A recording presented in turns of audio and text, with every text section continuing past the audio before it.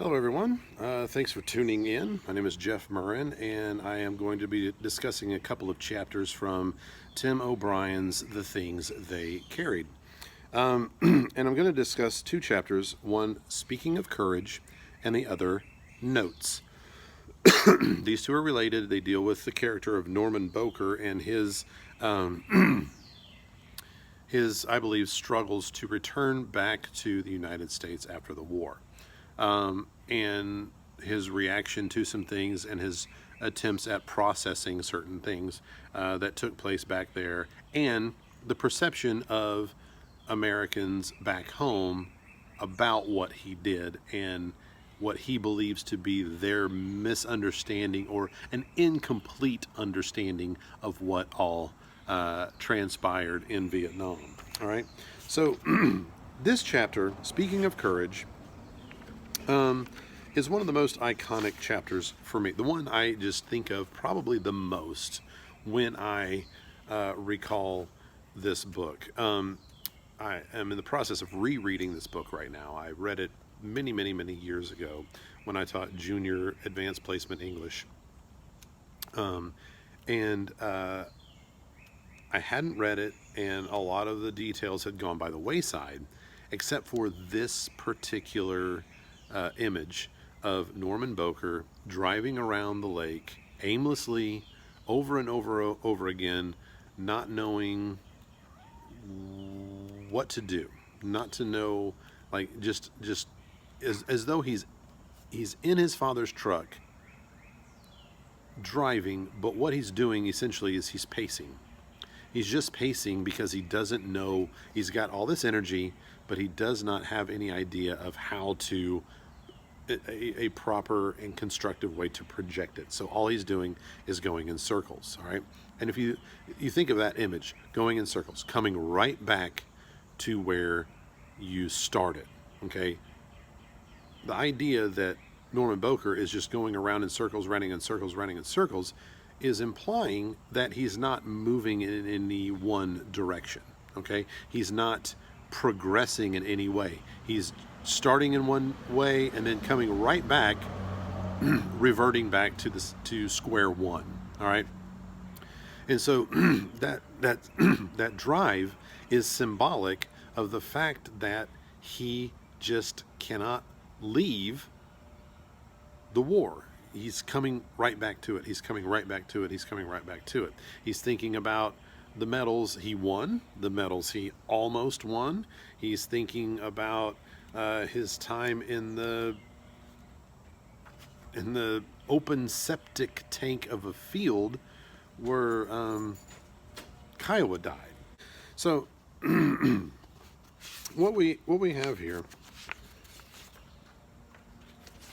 is a man who's just he seems to know exactly where he is. He seems to know every detail of where he is. He seems to know every implication of every person, every image that he sees as he drives, the mud hens, the man who's fixing his boat, the woman fishing. Yet he cannot make sense of what it's all about or the importance of it, and he can't find his place in it. I find it interesting that he sees, this is on page 138 in my version, he sees men preparing for a celebration. It seems like it would be the 4th of July. He says, along an unused railway spur, 4 workmen labored in the shadowy red heat, setting up a platform and steel launchers for the evening's fireworks. They were dressed alike in khaki trousers, work shirts, visored caps, and brown boots. Their faces were dark and smudgy. "Want to hear about the Silver Star I almost won?" Norman Boker whispered, but none of the workmen looked up. Later, they would blow color into the sky.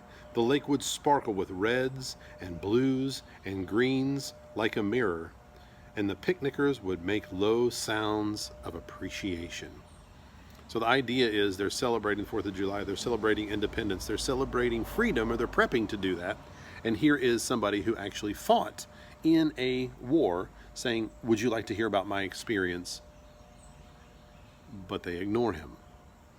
And I don't know if this is something that he is just dreaming about, or he's envisioning, or if this is something that actually happened. I get the sense that it's something that he's just like, I would talk to them, but I know what's going to happen. They're going to ignore it. They're not really going to listen to me. They're not really interested in what I have to say. But I find this very interesting because when he discusses the war and the tragedy that struck, I want you to notice something. It's on page 142. He says, the field just exploded. Rain and slop and shrapnel, nowhere to run. And all they could do was worm down into the slime and cover up and wait. He would have described the crazy things he saw, unnatural things, like how at one point he noticed a guy lying next to him in the sludge, completely buried except for his face, and how after a moment the guy rolled his eyes and winked at him.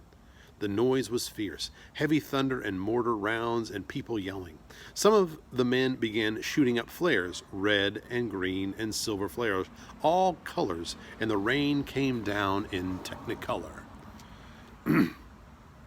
So the image that these workmen are trying to create with the fireworks almost exactly mirrors the image of what he was experiencing while at the war that they don't really want to hear about.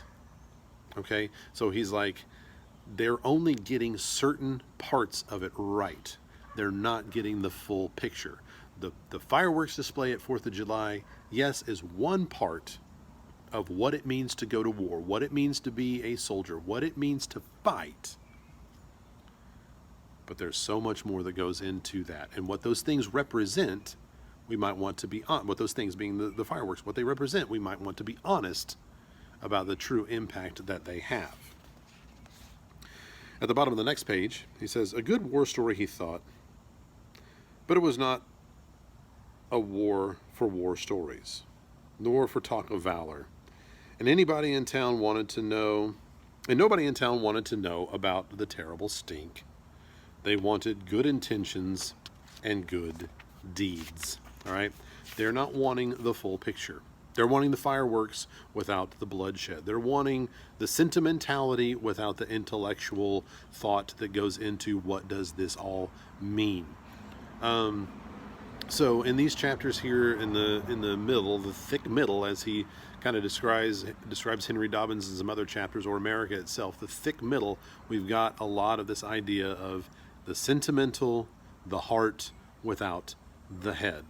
And the soldiers are realizing that it it absolutely takes both if we're going to have a true picture of what it means to go into war and how war impacts those who are in it and how it might better impact those who aren't in it and never will be in it. All right. Moving on to Notes. Notes is one of the metacognitive chapters that Tim O'Brien gets into, where he sort of reflects on his writing and reflects on the process. And in this case, he reflects on how he came to write the previous chapter about Norman Boker. That one that I call iconic, the one called Speaking of Courage, and how he actually wrote it for another book, but as that book continued to take form, it didn't seem like it actually fit, and so it sort of became a short story that still went through several drafts, and the drafts then, it's a truck passing by, like Norman Boker's, and so he's considering how this came to be, the previous chapter came to be. But it's interesting because he talks about written correspondence between him, the narrator, and Norman Boker. And in the correspondence, Norman Boker says, it's like I died. It's almost like I got killed over in Nam. It says on page 150. Norman Boker says that. Like, I lost a part of myself. I did not come back an entire, full, complete version of myself.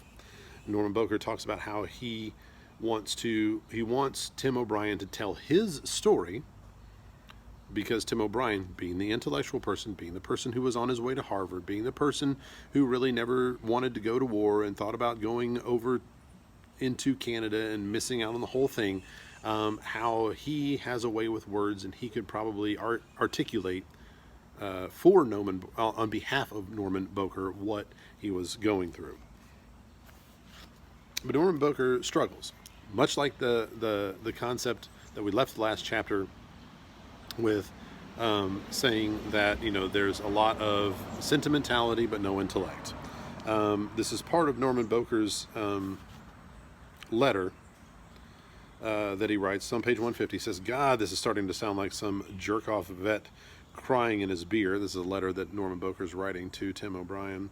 "Sorry about that. I'm no basket case, not even any bad dreams, and I don't feel like anybody mistreats me or anything, except sometimes people act too nice, too polite, like they're afraid they might ask the wrong question. But I shouldn't bitch. One thing I hate, really hate, is all those whiner vets. Guys sniveling about how they didn't get any parades. Such absolute crap. I mean, who in his right mind wants a parade? Or getting his back clapped by a bunch of patriotic idiots who don't know jack about what it feels like to kill people or get shot at or sleep in the rain or watch your buddy go down underneath the mud? Who needs it?"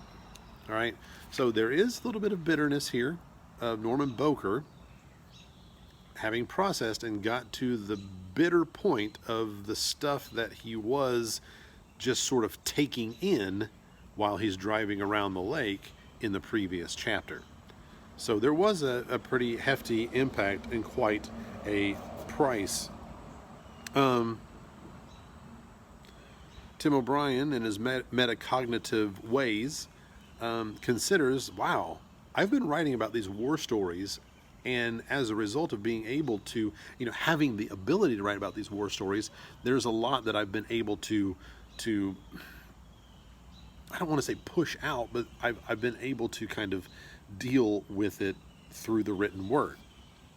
On page 152, he says, "I did not look on my work, writing, as therapy, and still don't. Yet, when I received Norman Boker's letter, it occurred to me that the act of writing had led me through a swirl of memories that might otherwise have ended in paralysis or worse.